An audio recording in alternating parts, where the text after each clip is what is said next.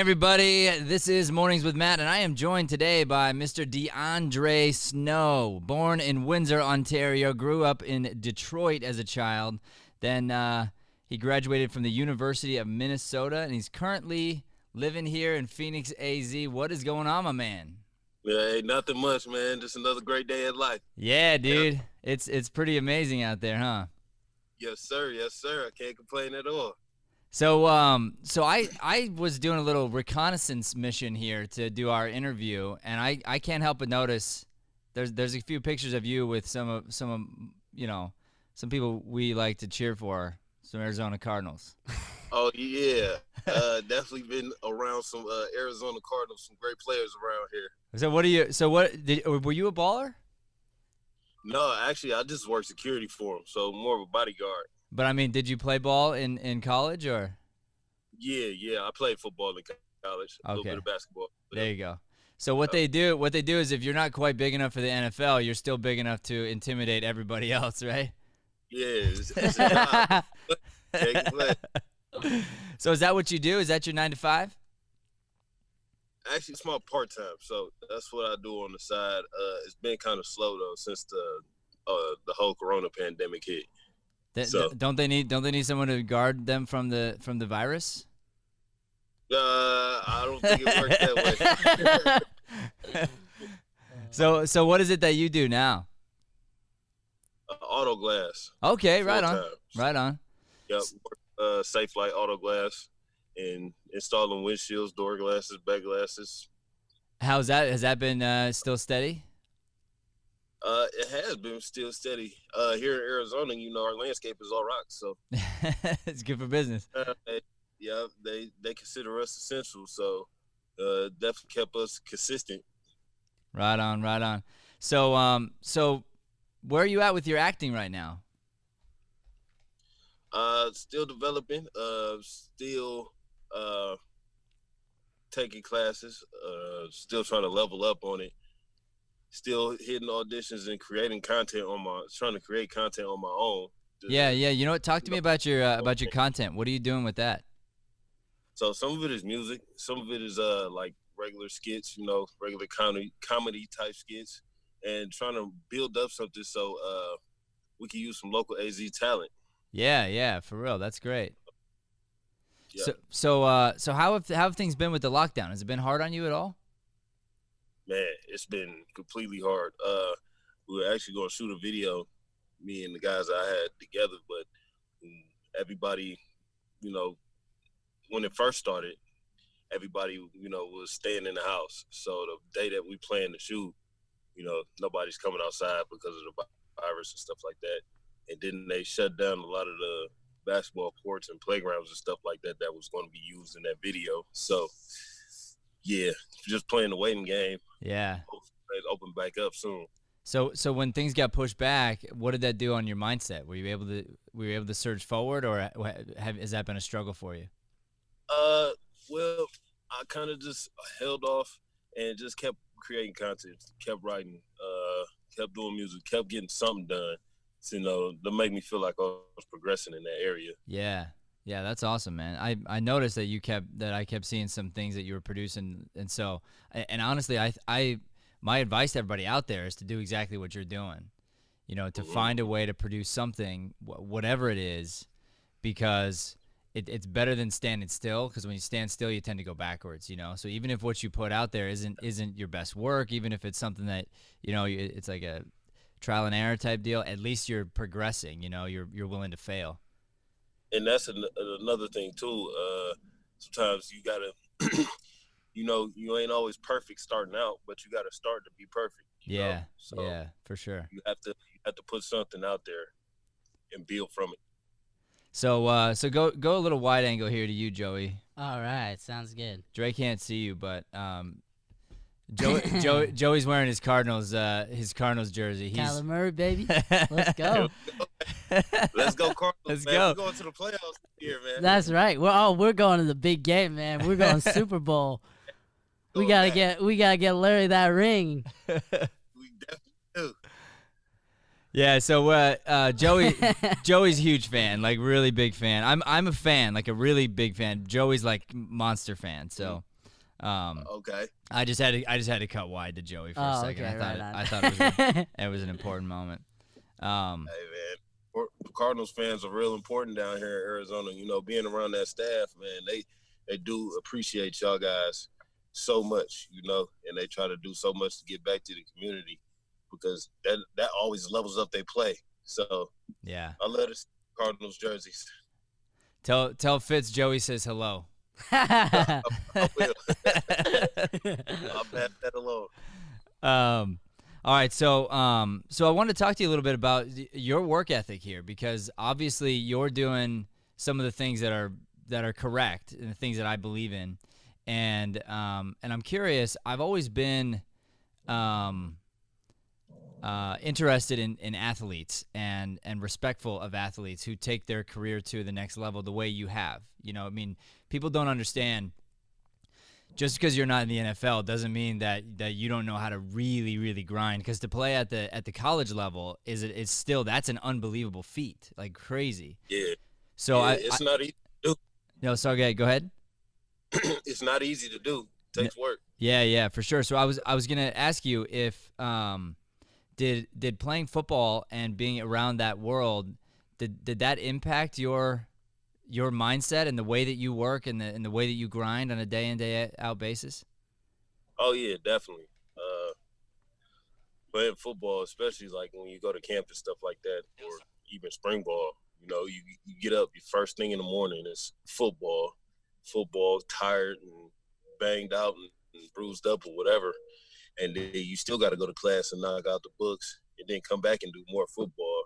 So during that college experience, what it teaches you is how to stay focused on what it is, your mission, and what it is you're out here to do. Yeah. And give it all, you know, at every second. That's awesome. And so, and it's demanded of you, right? I mean, because if you don't do that, you're not on the team anymore, basically, right? Yeah, basically. The scholarship go. So yeah, yeah. That's nuts, man. So very cool. So what would you say has been the biggest thing that you've taken away from the sport that now applies to your life that you're trying to use to help level up in new ways? The fitness aspect of it. You know, I honestly I only played 1 year of high school football before I went to college. So my body was shaped a whole lot differently back then before I started. But going to college, it was definitely a turnover and definitely a lot of work, definitely a lot of sore days, and that made me better, and it made me feel better. You know, it made me know I can push my limits. You know. So when you say your body was shaped differently, you a little rounder around the edges, or? I was pure fat, so I didn't have any type of like muscle development or nothing like that. I wasn't in shape at all. And so by getting in shape, by pushing yourself to that level, or maybe having people who loved you enough to push for you, perhaps some coaches and different people, that changed your confidence, I bet, right?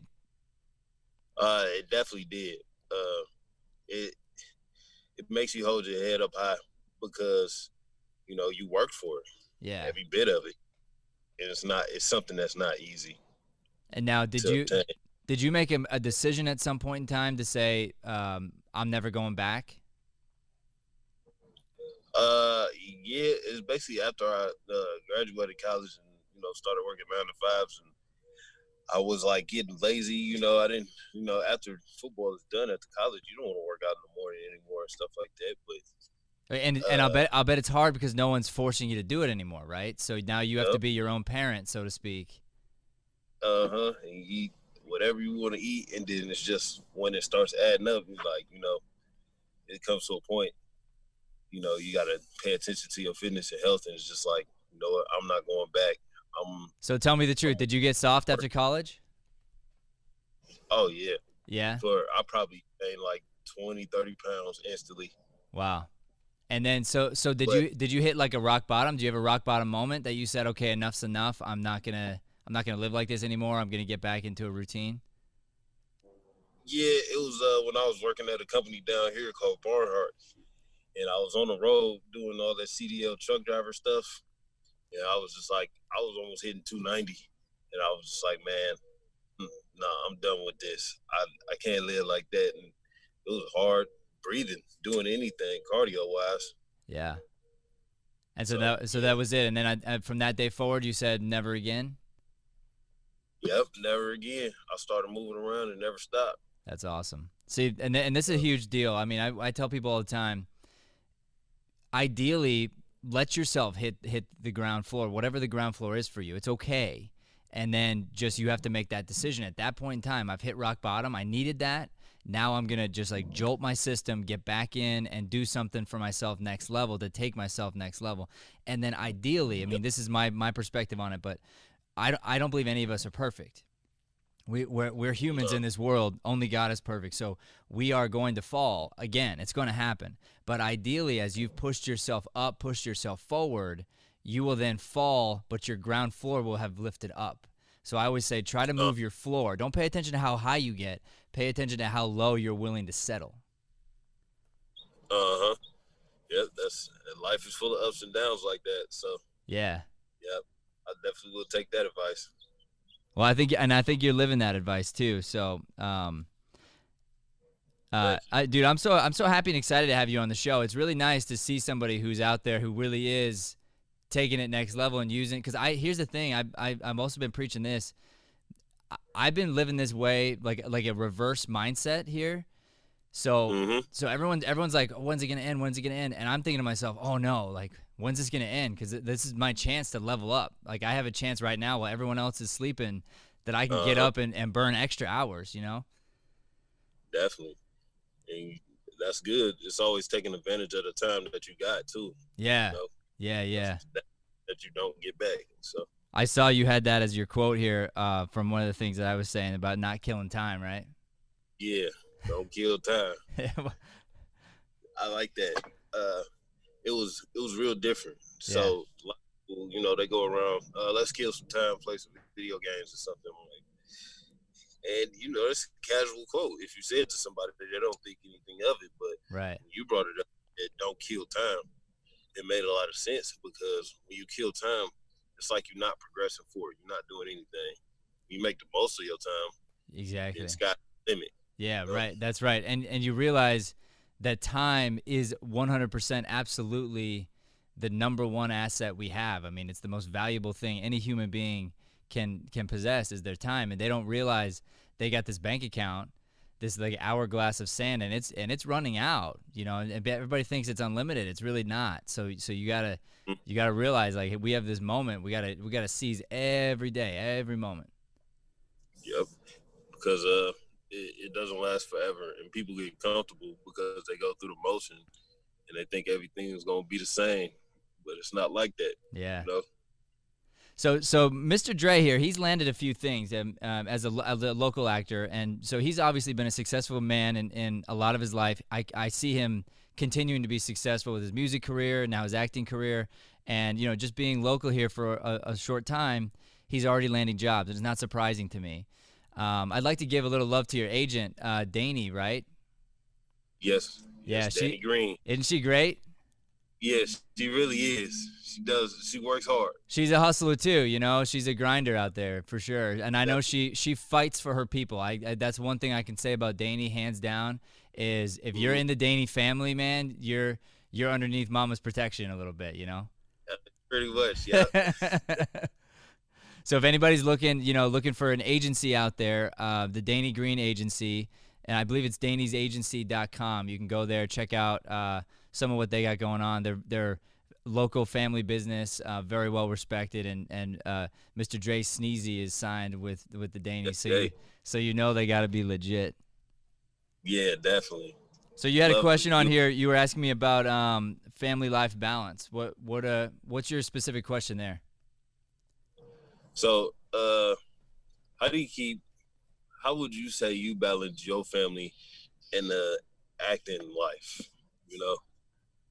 That's always a rough one because, you could be here today, going tomorrow, you got to move around a lot. And I don't know, how would you balance, raising kids and having a wife and all that type of stuff? You mean that like if you were traveling as an actor, or what do you mean? Basically, traveling as actor or just a real busy one? Yeah, sure. So I actually don't. I've never thought that acting was any different than any other job, and I think that's where people get themselves stuck, is when they start to allow the idea of being an actor to cloud their judgment and to think like, oh, I'm not able to do certain things because I'm an actor. I can't have a family because I'm an actor, or I won't have time for this, or I won't be able to do that. And those are just all limiting beliefs. There's plenty of very successful actors who have really wonderful families out there, and it's just like anything else. Like the more you give into anything, family, career, whatever, the more you're gonna get out of it. So. I think, because I saw that you dropped a song. I wasn't able to listen to it yet, but I think you have a shared respect of the Mamba that I have. Yeah. You have it. I heard this song. It's cue that up. We're gonna have to play that Oh, later. all right. So yeah, I was a big fan, and it hit me really hard. I did a little speech on it that day. I kind of walked around and just talked about my feelings a little bit on Instagram. I think it hit a lot of people, but he's somebody I grew up looking up to and just watching his work ethic, and it was really, that's what it was. It was like that guy grinded, and he was known for it. What's that? He grinded nonstop. Nonstop, yeah. I mean, it was 18-hour days, 20-hour days. I mean, the guy was crazy in a good way. But here's an example, right, of a man who went down really living life to the fullest with his family, so he had the family life too. And I mean, of course, he made mistakes. We all make mistakes, but he made a lot of that right. And so you look at somebody like that and you go, okay, he was able to push this far in this particular career, and still have a family. So just what I would recommend is it's all about choosing the right person. I mean, the smartest thing I ever did was marry the girl Leanne in Franco, was her name at the time, and now she's Leanne Deering. I'm the luckiest man in the entire world. But that was the smartest thing I ever did, because she fell into my lap like an angel from the sky, and I just said, okay, bam, that's the one. Like I knew it, It's like God was talking to me through my cells, and I could just feel like, hey, this is the right one. So then from there, we dabbled with LA, we dabbled with different things as actors, but we just kept listening to Spirit, listening to like what's telling us what we should do or should not do. We even tested God one time, and we said, okay, like we had this guaranteed contract that was going to get renewed as actors, and it was worth $100K, and it was like pretty much guaranteed. We had just gotten the contract the year before, feeling really good. There was almost like no doubt it was coming.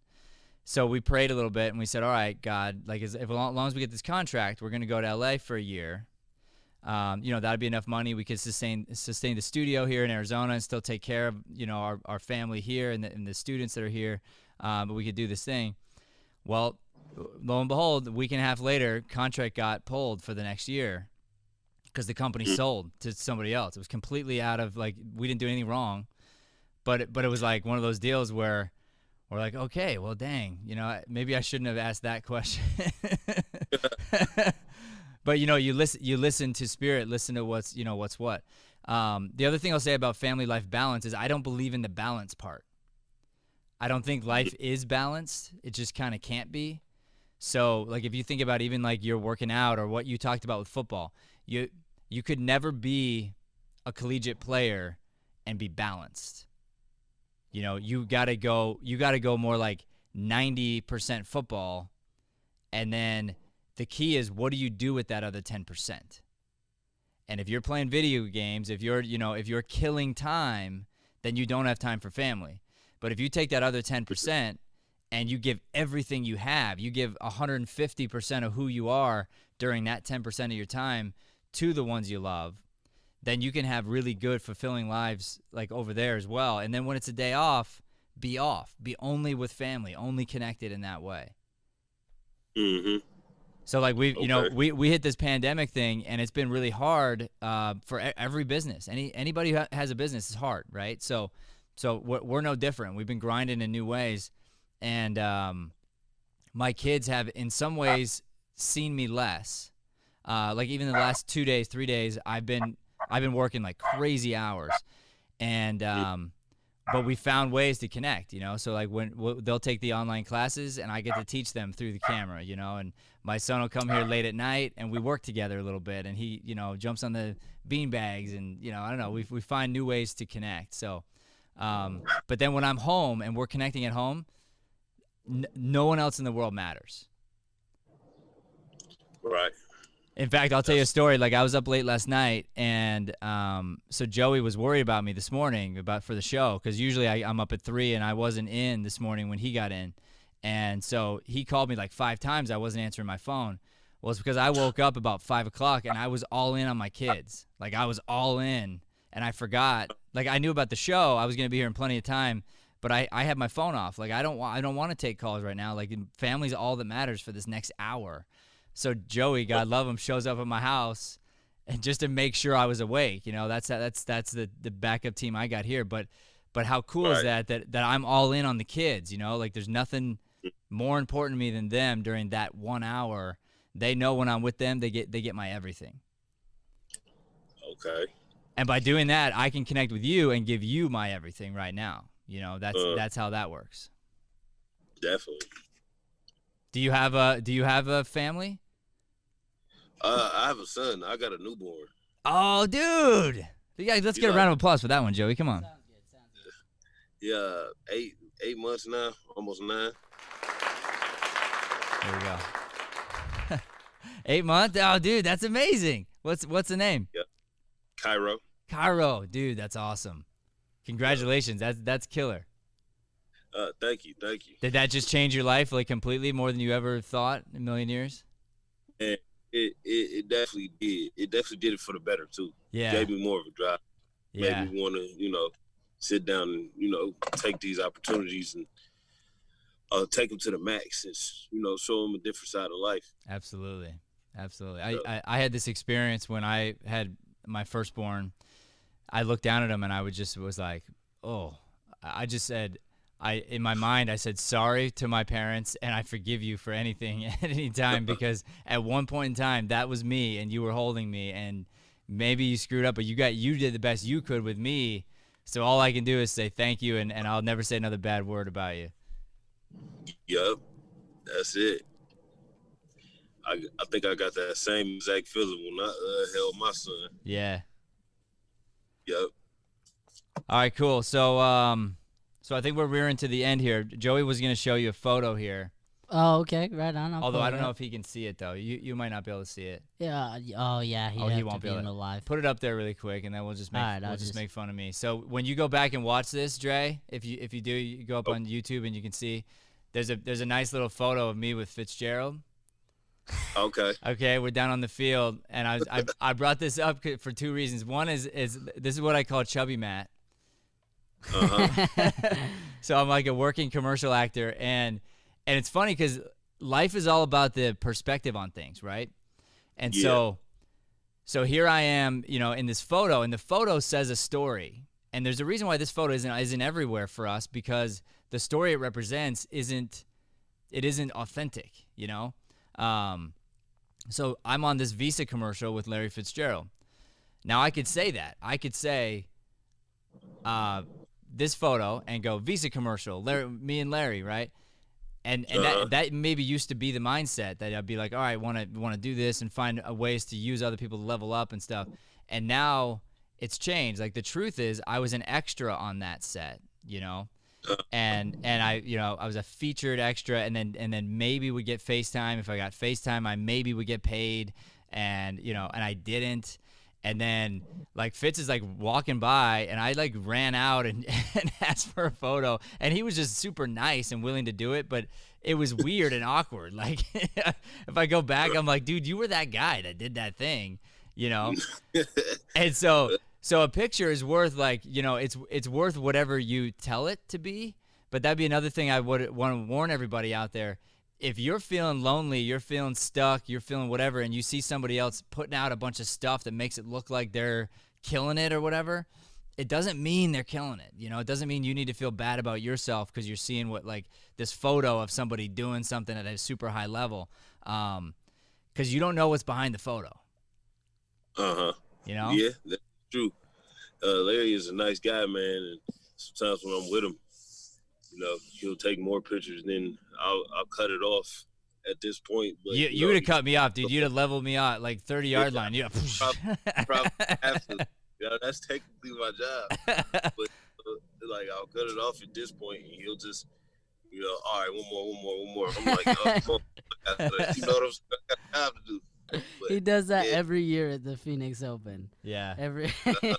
The security guard that's with him every time you literally hear them say they're like you gotta go, and he's like one more.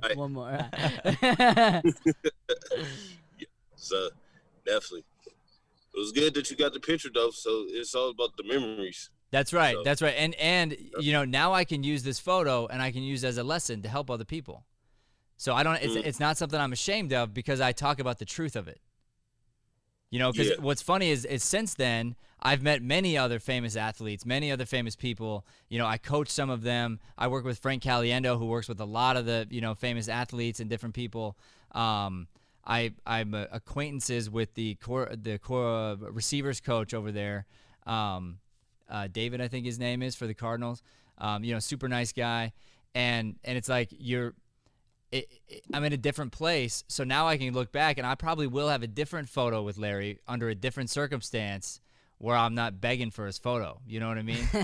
And I can look back and go, hey, there's Chubby Matt, and here's like next level Matt. And they're both standing next to the same dude, but I've changed. I understand. And I'm gonna get a photo next to Dre Snow too, because that's gonna be worth something. We definitely gonna take a few pictures. Yeah. All right, so that's our show, everybody. Thank you so much for tuning in. I want to encourage everybody to follow Dre. He's got some awesome content up there. He's got he's making music. He's doing video work. He puts up some workouts every now and then too. So if you want to see how he's helping get himself in shape, you guys can just watch little workouts and just sort of follow along. If you're younger or you're just feeling like, man, I really need to be encouraged right now. Following Dre would be a really good thing. So if you go to Facebook, he's Dre Snow on Facebook. Instagram is Dre Sneezy at Instagram. And Twitter is Dre Sneezy, and Snapchat, Dre Sneezy. He's got the Dre Sneezy. Yes, sir. That is the brand, Dre Sneezy. Yeah, definitely. I definitely wanted to take the time out and thank y'all for having me on this morning. Enjoy myself. I love catching up with you guys. Love everything you guys are doing, definitely down at the studio and developing us and, getting us ready. That I just seen the talking stick commercial that you guys casted for a couple times, and it came out real great. And, that's the audition I went to you guys with. And I don't know, the talent that y'all put together for those guys to produce, you made the job easy, and it came out lovely. Yeah, it was definitely a good shoot. You did a great job. Thank you. So I appreciate everything. You're welcome, and thank you so much for being on the show. Anytime. All right, everybody, that was Mornings with Matt. Thank you so much for tuning in. Please don't forget to like, subscribe, and share this channel. We would sure appreciate it. We're trying to put out some light-driven content, bring in wonderful guests here like Mr. Dre Sneezy, and just keep pushing up light and love, okay? Thanks so much. Have a great morning. Thanks for listening to Mornings with Matt. Please like, subscribe, and follow us at Deering Acting Studio to keep up with the latest content. For more information on classes, private lessons, or professional development coaching, visit www.deeringstudio.com. Have a Deering day, everyone.